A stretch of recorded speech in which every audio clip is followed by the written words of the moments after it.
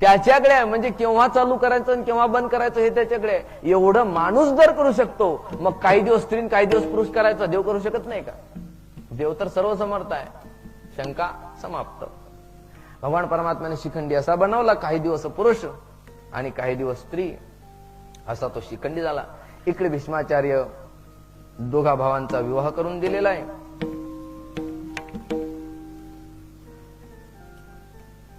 वैशंपायन महामुनी पुढची कथा वर्णन करून सांगायला लागलेले आहेत.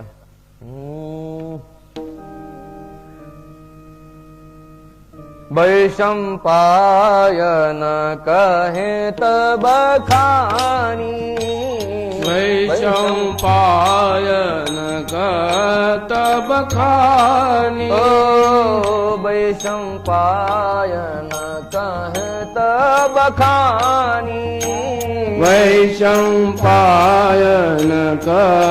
तब खानी। सुनु राजा तू वंश कहानी, सुनु राजा तू वंश कहानी, सुनु राजा तू वंश कहानी, सुनु राजा तू वंश कहानी।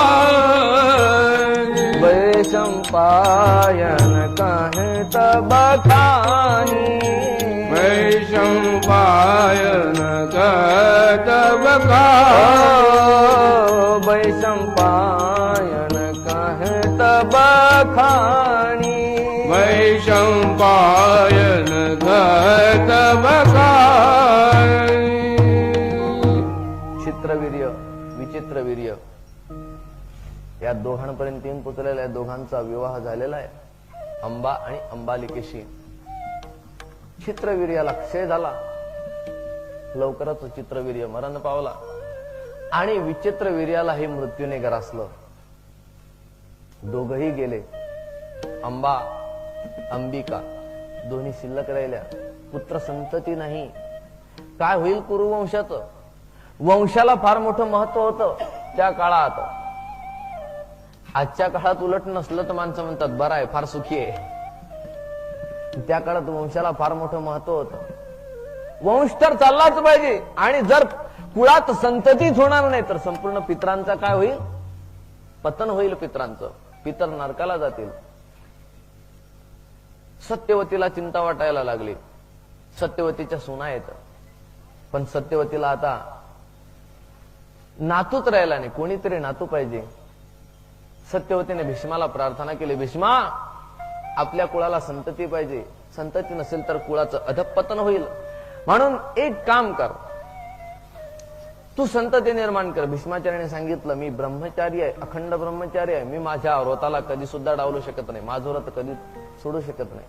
तू माझी माता आहेस आणि तू मला अशा प्रकारची आज्ञा देऊ नकोस की जेणेकरून माझा धर्म जाईल, माझा धर्म बुडेल. पण भीष्मा तू मोठा बंधू आहेस म्हणून तुला हा अधिकार आहे. धर्माप्रमाणे अधिकार असला तरी मला माझी प्रतिज्ञा आडवी आहे आणि म्हणून मी त्या धर्माचं पालन करू शकत नाही. प्रतिज्ञा धर्माचं फक्त पालन करणार आहे. माते तूच विचार कर आणि तुझ्या विचाराने माझ्याही धर्माला बाध येणार नाही. त्याचप्रमाणे आपल्या वंशात संततीही होईल असं काहीतरी तूच कर. खूप विचार केला सत्यवतीने आणि व्यासांचं स्मरण केलं. व्यास कोण? सत्यवतीचाच मुलगा, फक्त लग्नाच्या अगोदरचा. सत्यवतीचाच मुलगा पण लग्नाच्या अगोदरचा. पण महान किती होता. म्हणून व्यासांचं स्मरण केलं. व्यास प्रगट झाले. व्यासांना सांगितलं की अशा अशा प्रकारची अडचण आहे, कुळाला संतती नाही, तेव्हा संतती निर्माण करण्याचं कार्य तुला करावं लागतंय. संतती निर्मितीशिवाय उद्धार होणार नाही. ठीक आहे. व्यास महर्षींनी अंबिकेपासून पुत्र निर्माण केला. अंबा आणि अंबिका यांना सांगितलेलं आहे.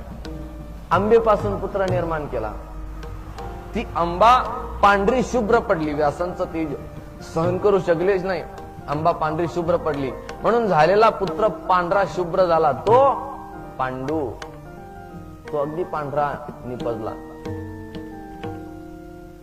त्याच्यानंतर अंबिकेकडे गेले. अंबिकेला सुद्धा तेज सहन झालं नाही म्हणून अंबिकेने काय केलं?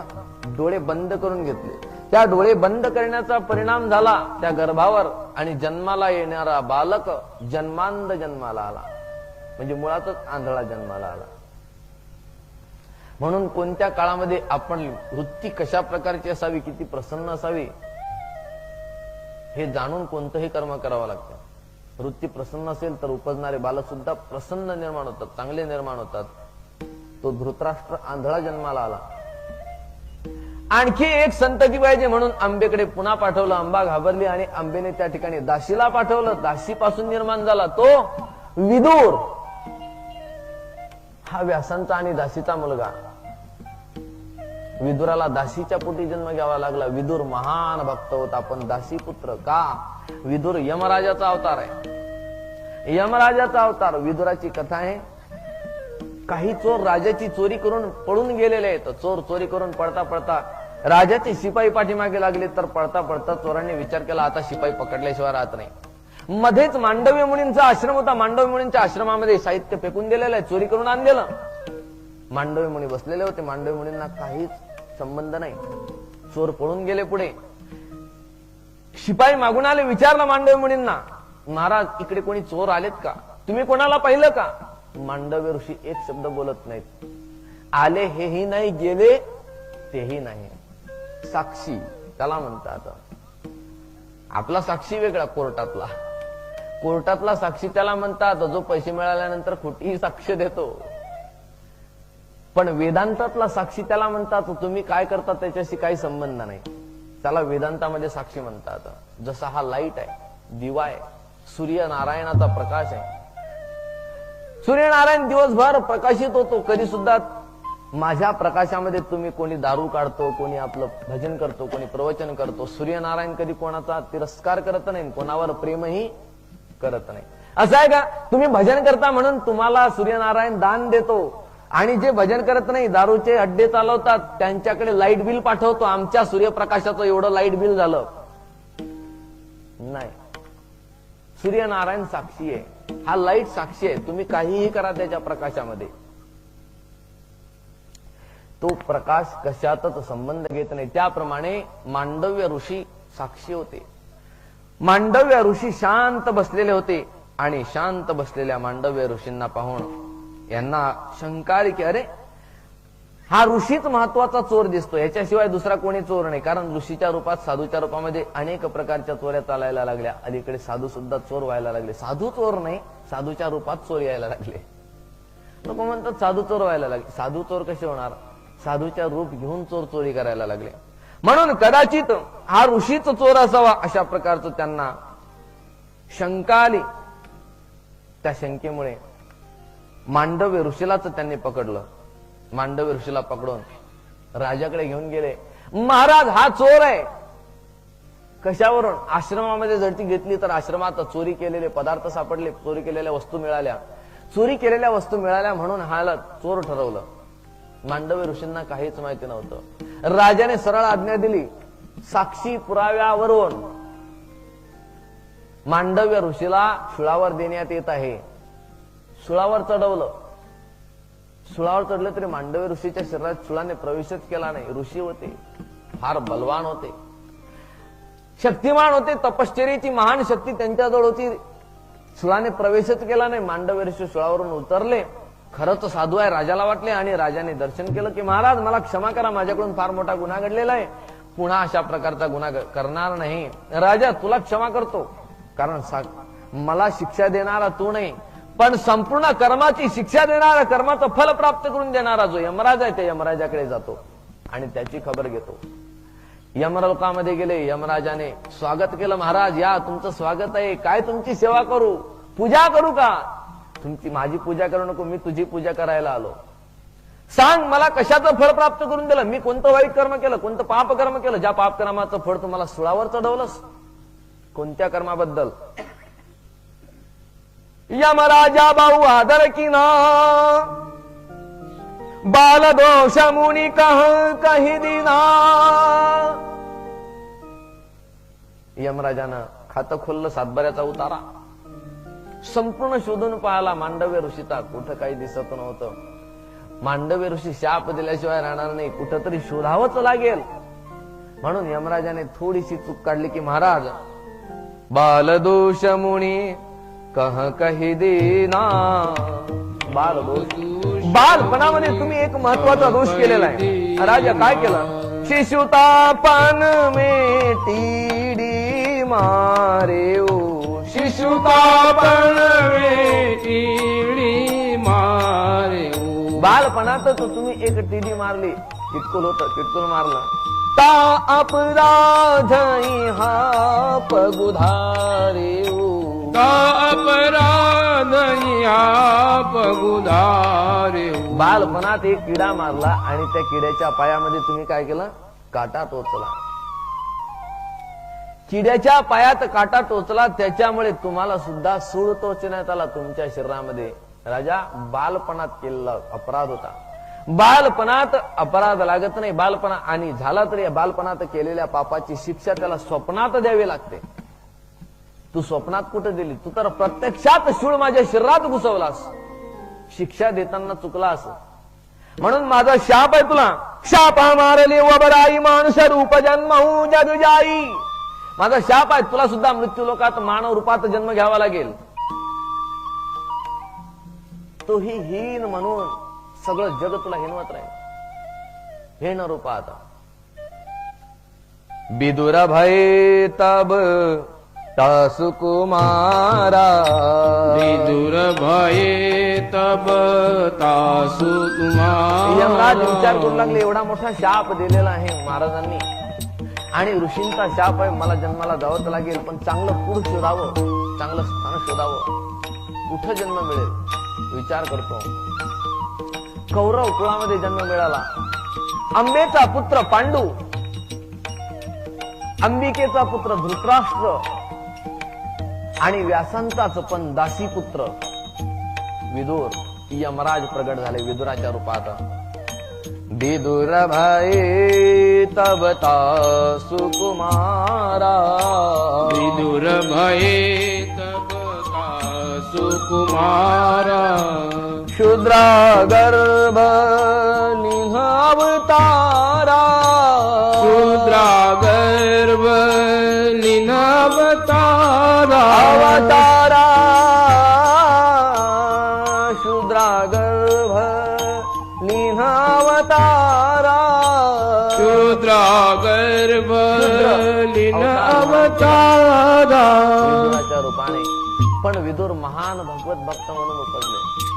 विदुरासारखं कोणी भक्त नाही. जन्म कुठं होतो त्याला जेवढं महत्व नाही, पण जन्माला आल्यानंतर काय करतो ती गोष्ट महत्वाची आहे. काही काही कोणत्या कुळात जन्माला येतात महाराज, त्यांचा विचार जर केला ना तर कुळावरून असं वाटेल की काही कामाचे नाही, पण त्यांची वृत्ती जर बघितली तर एवढी मधुर, एवढी चांगली, खूपच गोड राहतात. स्वभावाने चांगले, वृत्तीने चांगले, इमानदारी चांगली. मग काय करायचं? उच्च कुळ. उच्च कुळात राहून जर चोऱ्या माऱ्या करत असेल तर त्याच्यापेक्षा नीच कुळातला भजन करणारा हरिभक्त श्रेष्ठ आहे. ब्राह्मण होऊन जर मांसाहार आणि दारूपान करत असेल तर त्याच्यापेक्षा शूद्र चांगला आहे जो भगवत भजन करत असतो. आणखी महाभारतात वर्णन केलेलंच आहे. खरा ब्राह्मण कोण ती कथा पुढे येणारच आहे. ब्राह्मण कोणाला म्हणावं युधिष्ठिराने त्याविषयी आपले निर्णय केलेले आहेत, त्याचं चिंतन आपण पुढे करणारच. म्हणून जन्माला कुठं आपण आलो ह्याचा विचारच करू नका. फक्त आपण जीवनभर करतो काय ह्याचा विचार जर केला तर महाभारत आपलं सुफल. नाहीतर महाभारत ऐकून आपलं संपूर्ण महाभारत होणारच नाही. आपलं चांगलं महाभारत व्हावं असं वाटतं ना, मग महाभारत ऐकून आपण हे लक्षात घ्यावं. विदुर काका जन्माला शूद्र योनीमध्ये आले, दासी पुत्र होऊन जन्माला आले, पण तरी सुद्धा विदुर काकांनी जीवनभर भजन केलं.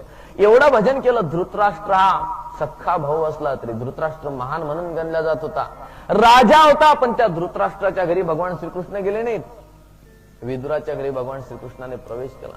भगवंताला धृतराष्ट्राची आवड वाटली नाही, पण विदुराची आवड वाटली. माझा विदुर. देवाला तर माझं माझं सगळेच म्हणतात. मोर मोर सब कोई कहत बहुत मचावत शोर. मोर पंख वारे क प्रभु का बहु कहत ना मोर. माणसं तर देवाला माझं माझं म्हणतातच, पण देव ज्याला माझं म्हणतो तो खरा भक्त. दुनिया जिसको अपनाती है, दुनिया जिसको भगवान कहती है, वो सच्चा भगत नहीं है.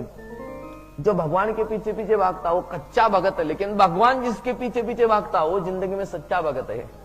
भगवान पीछे पीछे दौड़ना चाहिए. भगवान परमात्मा आपल्या पाठीमागे यायला पाहिजे. नाम याचे पाठी चाले केशिराज, नाम याचे पाठी चाले केशिराज, नाम याचे पाठी चाले केशिराज, नाम याचे पाठी चाले केशिराज. लागावया राजाच्या राणीचे, लागावया राजाच्या राणीचे, नाम याचे पाठी चाले केशिराज, नाम याचे पाठी चाले केशिराज. भक्ती म्हणतात. म्हणून विदुराने जीवनात येऊन काय केलं असेल तर भगवंताची अतिशय आवडती प्रिय अशा प्रकारची भक्ती केली. विदुराचा जन्म झालेला आहे, धृतराष्ट्राचा आणि पांडूचा जन्म झालेला आहे. कौरव कुळाला थोडी शोभा वाढलेली आहे आणि त्याच्यानंतर यांच्या विवाहाची तयारी करायची. हेही मोठे झाले. उद्या आपल्याला मुख्य लग्न करायचं आहे. उद्याच्या लग्नासाठी सर्वांना निमंत्रित करायचं. या ठिकाणी उद्या स्वयंवर मोठं होणार. त्याच्यामुळे बाकीची लग्न अगोदर आटपून घ्यायची, चिल्लर चिल्लर. त्याला धृतराष्ट्राचं लग्न गांधारीच्या बरोबर केलं. गांधारीला कळालं विवाह पक्का झालेला आहे, संबंध पक्का झाला. कळालं की माझा होणारा जो पती आहे तो दोन्ही डोळ्यांनी आंधळा आहे. माझा पती जर आंधळा आहे तर मला सुद्धा जगत पाहण्याचा अधिकार नाही. गांधारीने पट्टी घेतली आणि आपल्या डोळ्यावर बांधून घेतली. जोपर्यंत माझ्या पतीला जगत दिसणार नाही तोपर्यंत मी सुद्धा जगत पाहणार नाही. किती महान पतिव्रता असेल. आज जर एखाद्या मुलीला सांगितलं बेटी तुझं लग्न जोडून आलो, बाबा मुलगा कसा आहे, दोन्ही डोळ्याचा फुटका, मला नाही करायचं लग्न, मी ब्रह्मचारी राहीन, नाही स्वीकार करणार मुलगी. गांधारी राजकन्या होती. तिरस्कार नाही केला गांधारीने. अतिशय आनंदित झाली गांधारी आणि गांधारीने डोळ्यावर पट्टी बांधून घेतली. भगवान शंकराची उपासना करत होती गांधारी सुद्धा. गांधारीचा विवाह झाला. पांडूचा विवाह करायचा आहे. कुंती भोज राजाची मुलगी होती कुंती विवाहासाठी उपवर झालेली होती आणि म्हणून भीष्माचार्य कुंती भोज राजाकडे गेले विवाहासाठी. कुंतीचा विवाह ठरवला पांडूच्या बरोबर. पांडूचा आणि कुंतीचा विवाह झाला. ही कुंती महान होती. वास्तविक ती बहीण कोणाची होती? वसुदेवाची बहीण, शूरसेन राजाची पुत्री, वसुदेवाची सख्खी बहीण. पण शूरसेन राजाने ती कुंती भोजाला दत्तक म्हणून दिलेली होती. हा कुंती भोज शूरसेन राजाचा आत्या भाऊ होता, आत्याचा मुलगा.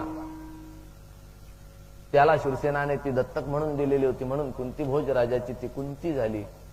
वास्तविक वसुदेवाची बहीण म्हणून श्रीकृष्णाची आत्या. मी सांगतो एवढंच तुमच्या डोक्यात राहणार आहे. उद्या कुठं थांबते? उद्या 16 आताच कथा झाल्यावर थांबत नाही. माझ्या तरी कुठं थांबलं? घासून कॅसेट ब्रेक झाली तेव्हा कुठं एवढं थांबलं. तरी अजून घासावंच लागते. अजून घासल्याशिवाय सुट्टी नाही. तेव्हा डोक्यात राहते. एवढं कठीण आहे सगळं.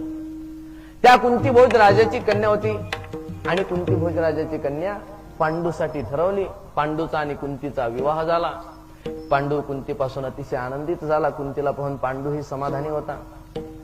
चांगली पत्नी मिळाली. कुंतीनेही भगवान शंकराची उपासना सुरू केली. भगवान शंकर गांधारीला प्रसन्न झाले. वरमृही गांधारीने वर मागितला भगवान शंकराला की प्रभू मला 100 पुत्र पाहिजे. म्हणून 100 पुत्र गांधारीला प्राप्त झाले. एक नाही 100. ते 100 काय झाले? कौरव. आणि 121 होती कन्या. तिचं नाव दुश्शीला. या गांधारीला जेवढे पोरं झाले ना, प्रत्येकाचं नाव असं विचित्र होतं की प्रत्येकाच्या नावाला दू अगोदर जास्तीत जास्त लागलेला आहे. कारण हे पोरं सगळे दूच होते ना. दू म्हणजे वाईट. हा, या पोरांचे नाव बघितले. दुर्योधन, दुःशासन, अशा प्रकारची नावं. मुलगी झाली तरी दुश्शीला, म्हणजे सगळे वाईटच. नावं सुद्धा चांगली शहाण्यासारखी ठेवली नव्हती यांनी. काय लोकांना काही काही नावं आवडतात, कशी नावं ठेवून देतात. चांगलं जनाबाई ठेवा, मीराबाई ठेवा, हे कोणाला आवडत नाहीत.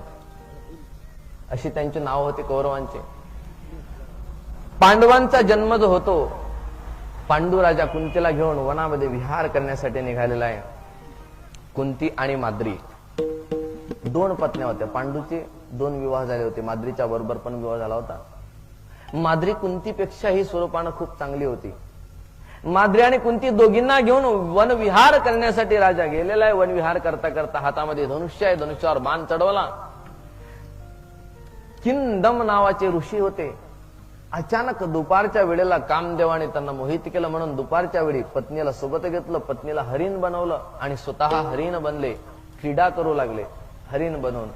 कारण दिवसा काम भोगाची आज्ञा शास्त्रात दिलेले नाही म्हणून पशु बनवून काम भोगण्यासाठी ते क्रीडा करू लागले. क्रीडा करता करता त्यांना बाण मारला ऋषीलाच हरिणाच्या रूपामध्ये. तो हरिण खाली पडला. तो ऋषी होता. आवाज आला तो माणसाचा आला. माणसाचा आवाज आल्यावर पांडुराजाला एकदम शॉक बसल्यासारखं झालं. पांडुराजा त्या हरणाच्या जवळ जातात. पांडुराजाने विचारलं आपण कोण आहात? मी ऋषी आहे, किंदम ऋषी. राजा तू हरिणाला मारलं नाहीस? अरे मला मारलंस. मी काही हरिण नाही, मी तर ऋषी आहे. पण मी जाणू शकलो नाही. जाणू शकला नाहीस? बरं ऋषी असून सामान्य माणसाला मारलं नाहीस? जो जीवनातल्या अति आनंदाच्या समयामध्ये होता त्या आनंदाच्या समयी तुम्हाला मारलंस म्हणून माझा तुला शाप आहे. ज्यावेळी तू सुद्धा काम भोग करशील त्याच वेळी अचानक मरण पावशील. केव्हाही आपल्या पत्नीला स्पर्श करशील. स्पर्श केल्यानंतर तत्काळ तुला मरण येईल. पांडुराजा अतिशय दुःखी झाला. अशा जीवनात काय करावं? पांडुराजाला पश्चाताप वाटला. पश्चातापेन शुद्धता म्हणतात. ज्याला पश्चाताप होतो तो शुद्ध होतो, त्याचं जीवन चांगलं होतं. म्हणून पश्चाताप वाटला पांडूला. पांडूने वनात जायचा निर्णय घेतला. मी आता राज्यभोग करणार नाही, राज्यात राहणार नाही, साधू होईल, महाराजांच्या सोबत कथा ऐकायला जात राहील. ज्या ठिकाणी कथा राहील तिथं जाईल. आजपर्यंत कुठं गेलता याचा निर्णय? आजपर्यंत कधी कथा ऐकावी वाटले नाही. आजपर्यंत कधी कीर्तनात जावं असं वाटलं नाही. आजपर्यंत फक्त एकच वाटलं, कधी बिअर बार मध्ये तर कधी डिस्को डान्स मध्ये. पण आज जीवनात असा प्रसंग उद्भव, असे प्रसंग यावेत जीवनात कधीतरी की जे प्रसंग आपणाला पश्चाताप करून देतील आणि आपलं जीवनच बदलवून टाकतील. असे काही प्रसंग असतात जीवन बदलवून टाकतात. जीवन बदललं पांडूचं. अंतःकरणाचे विचार बदलले. कितीही दारू पिणारा वाईट माणूस असला तरी सुद्धा त्यालाही एक दिवस असा प्रसंग निर्माण होतो की त्याला अनुताप होतो.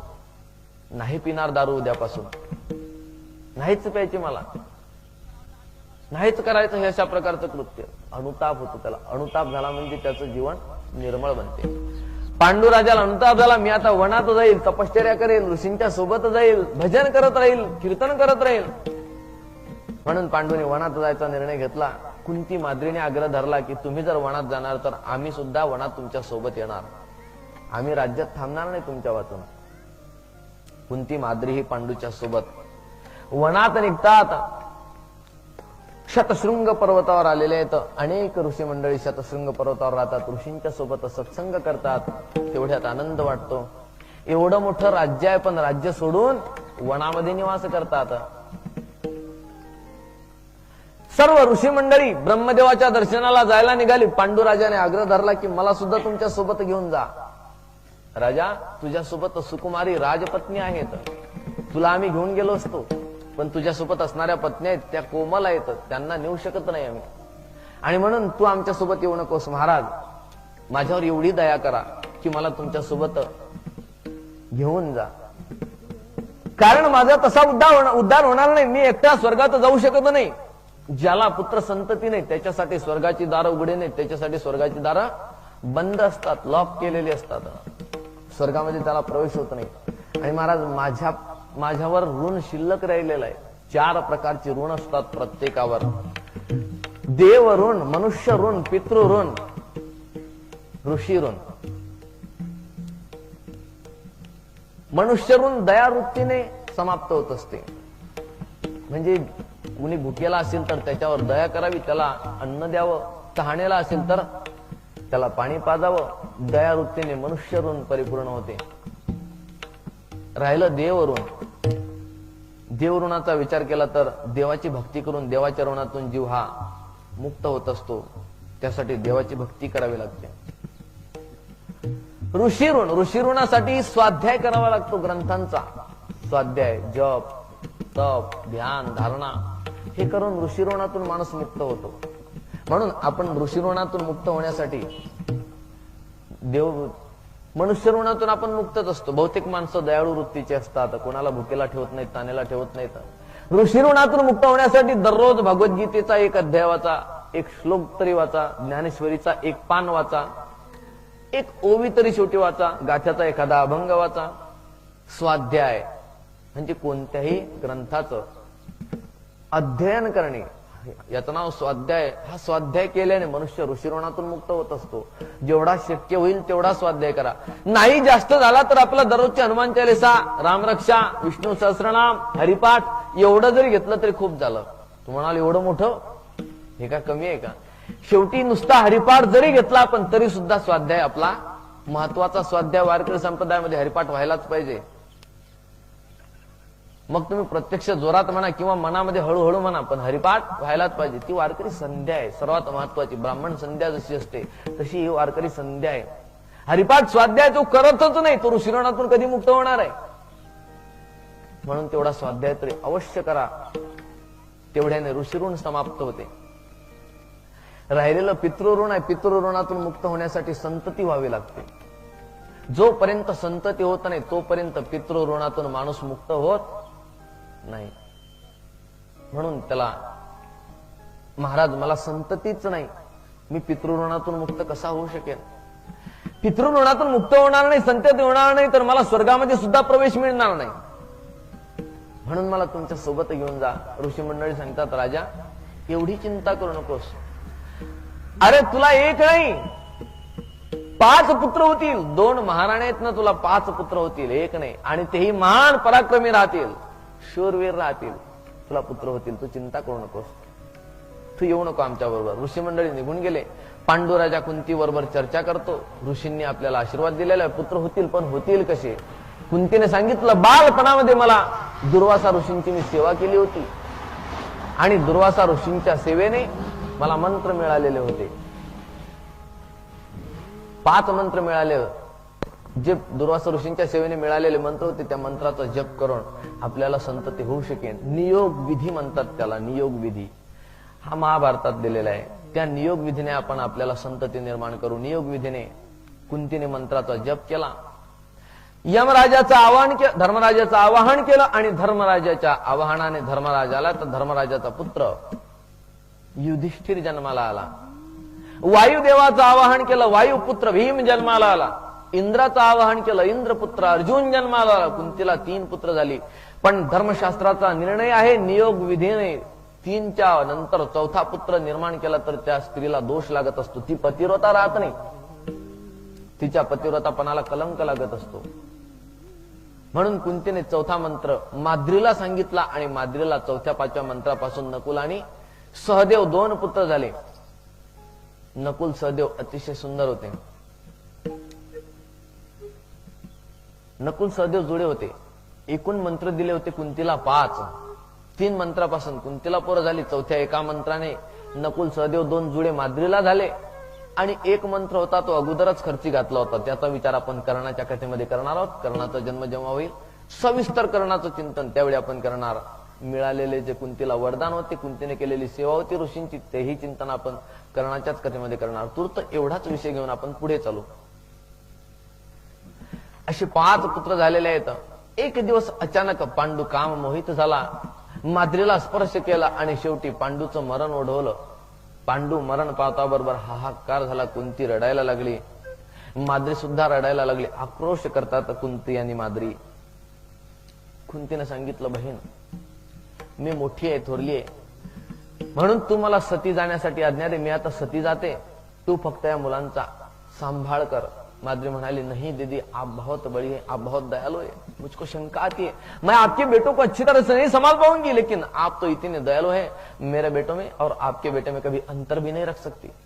दीदी आप मुझे आज्ञा दीजिए, मैं चले जाऊंगी. और महाराज को मरण आया, इसकी वजह भी मैं हूं, आप नहीं है. महाराजांना मृत्यू येण्याचं कारण सुद्धा मी आहे, तू नाहीस, म्हणून मला जाण्याची आज्ञा दे. माद्री सती जाते. कुंती किती दिवस राहणार आहे? कुंतीचं जीवन म्हणजे एक दुःखमय जीवन आहे, विचार करण्यासारखं जीवन आहे महाभारतातलं कुंतीचं. महाभारतात सर्वश्रेष्ठ पात्र जर कोणते असतील तर त्याच्यामध्ये भगवान श्रीकृष्णाचं तर विचारच करायचा नाही. भगवान श्रीकृष्ण महाभारतातले नाहीच आणि त्यांच्याशिवाय महाभारतही नाही. भगवान परमात्माच आहे. पण इतर पात्रांचा विचार केला तर महान पात्र आहे कुंती, अर्जुन, कर्ण.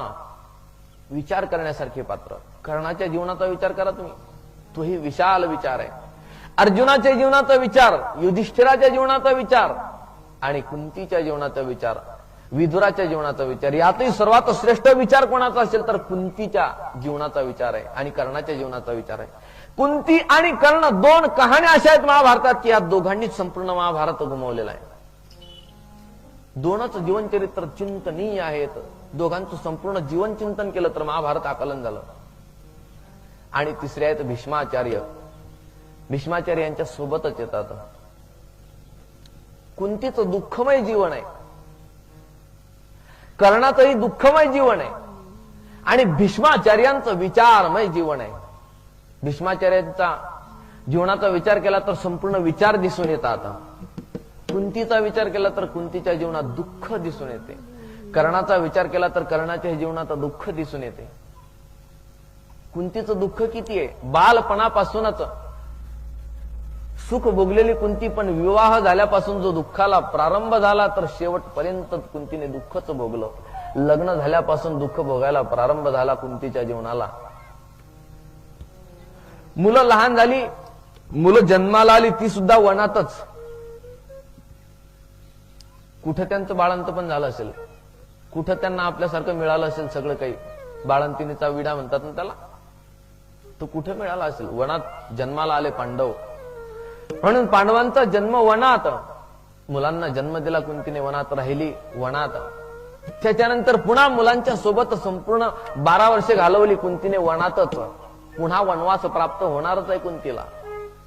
त्या वनवासाचा प्रसंग उद्या येणार आहे. उद्या संपूर्ण जीवन कुंतीचं वनवासात राहणार आहे. वनवासात कसं कसं जीवन कुंतीने घालवलं ते चिंतन आपण उद्या करणार आहोत. शेवटी कुंती त्या ठिकाणी किती दिवस राहणार तर कुंतीने मुलांना घेतलं आणि कुंती आपल्या 5ही मुलांना घेऊन, शूरवीर अशा पुत्रांना घेऊन हस्तिनापूरमध्ये प्रवेश करते. हस्तिनापूर वासियांनी कुंतीचं स्वागत केलं, कारण कुंतीचं राज्य होतं म्हणून कुंतीचं स्वागत केलेलं आहे. पांडवांचा प्रवेश झाला हस्तिनापूरमध्ये. पांडवांच्या प्रवेशाने संपूर्ण हस्तिनापूर उल्लसित झालं. हस्तिनापूरच्या भिंती सुद्धा आनंदित झाल्या, आनंदाने हसू लागल्या. जे भगवान श्रीकृष्णाचे प्रिय आहेत, जे मूर्तिमान धर्म आहेत, अशा प्रकारचे पांडव आज हस्तिनापूरमध्ये प्रवेश करतात. पांडव आणि कौरव एकत्रित खेळ खेळू लागले, राहू लागले. पुढे कौरव पांडवांचं एकत्रीकरण वर्णन केलेलं आहे. ह्या कौरव पांडवांच्या एकत्रीकरणामध्ये त्यांचा वर्णन ते दुर्योधनाधिक जे आहेत कौरव हे पांडवांचा तिरस्कार करतात, कारण पांडव महाबलवान होते. प्रत्येक बाबतीमध्ये कौरवांचा पराजय व्हायचा आणि पांडवांचा विजय व्हायचा. खेळताना हे दोन अपोजिटच खेळणार, पण कौरव पराभूत व्हायचे आणि पांडव मात्र विजयी व्हायचे प्रत्येक गोष्टीमध्ये. भीमदादा तर असा बलाढ्य होता. भीम किती बलवान होता सांगू तुम्हाला. ज्यावेळी भीम जन्माला आला त्याच वेळी एक अति विचित्र आवाज झाला. तो विचित्र आवाज ऐकून कुंती घाबरून गेली. घाबरली तर कुंतीच्या हातातला जो भीम होता तो भीम खाली पडला. बालपणात जेव्हा जन्माला आला तेव्हाच.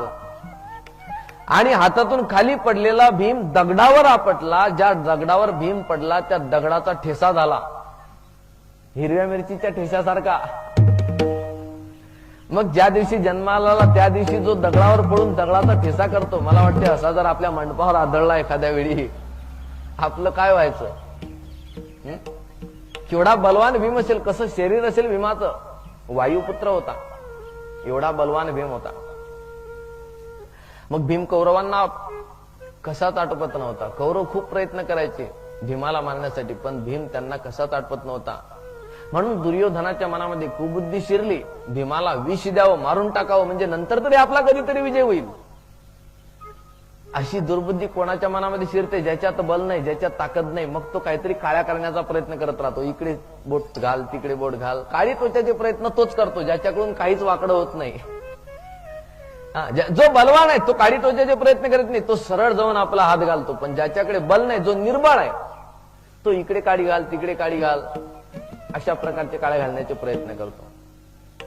दुर्योधनाने विषपान करण्याचा प्रयत्न केला, विषाची खीर खाऊ घातली सर्वांना. एकदा त्या भीमाला सर्वांना चांगली खीर दिली आणि भीमाला विषाची खीर दिली. भीमानं विषाची खीर खाल्ली. भीम सुस्त झाला, बेशुद्ध पडला, सर्व निघून गेलेले आहेत. भीम तिथं झोपलेला. दुर्योधनाला माहिती होतं, बरोबर दुर्योधनाने काही आपल्या भावांना घेऊन गेला, भीमाला उचलून नदीमध्ये सोडून दिला. यमुना नदीचं पात्र वरुण देवाचे सेवक फिरत होते. ते फिरत फिरत आले आणि त्यांनी त्याला घेऊन खाली नागलोकामध्ये घेऊन गेलेले आहेत. भीमाला नागलोकात गेल्यावर भीमाला त्या सर्पांनी दंश केला. सर्पदंशाने सर्पाचं विष उतरलं. म्हणतात ना, लोक दुपारी उन्हाळ्याच्या वेळेमध्ये पारग्यावर घरी आले म्हणजे गरम चहा पितात.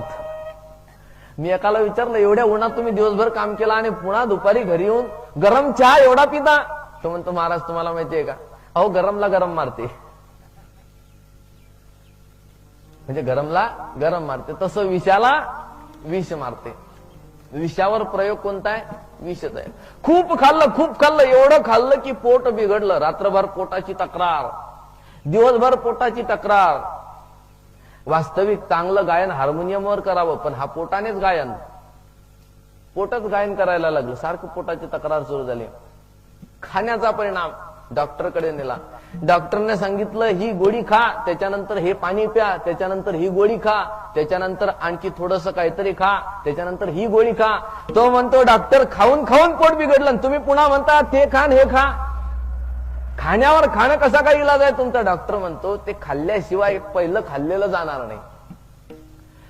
पहिला खाण्यामुळे रोग झाला, पण हा घालवायचा असेल तर तो रोग सुद्धा खाण्यानेच जाणार आहे, पण औषध खाण्याने जाणार आहे. त्याप्रमाणे विषाला विष मारक ठरत असते. भीमाने विषपान केलेलं होतं. नागांनी दंश केला. नागांच्या विषाने पहिलं विष उतरलं. भीम शुद्धीवर आला. नाग लोकांमध्ये भीमाचं स्वागत झालं आणि त्या ठिकाणी अमृत कुंभ भीमाने प्राशन केले. 1 कुंभ प्राशन केल्यानंतर 1000 हत्तीचं बळ होतं. 10 कुंभ भीमाने पिऊन टाकले. 10 घट पिल्यानंतर 10,000 हत्तीचं बळ भीमाला प्राप्त झालं. दुर्योधनाने मारण्याचा प्रयत्न केला, पण भीम उलट पक्षी बलवान झाला. नाही का, माणसं म्हणतात ना, जो खड्डा खोदतो तो उलट खड्ड्यात पडतो. कोणाचाही तिरस्कार जीवनात करू नये. भीम आणखीच बलवान झाला आणि परत आला. परत आल्यानंतर कुंतीलाही अतिशय आनंद वाटला की माझा भीम कुठे गेला होता. कुंतीने पटापटा भीमाचे मुके घेतले आणि भीमाला जवळ घेतला. आणखी होणाऱ्या ज्या ज्या लीला आहेत भीमाच्या, दुर्योधनाच्या, हे सर्वचे सर्व पांडव आता कोणाकडे शिक्षण घेतात, धनुर्विद्येचं, कोणत्या शाळेत प्रवेश करतात, ह्याचा विचार उद्या सकाळी 9 वाजता प्रारंभ करायचा आहे. तोपर्यंत पुंडलिक वरदा हरिविठू श्री ज्ञानदेव तुका पंढरीनाथ भगवान की जय. बालमुकुंदा जय नंद लाला कृष्ण कन्हैया.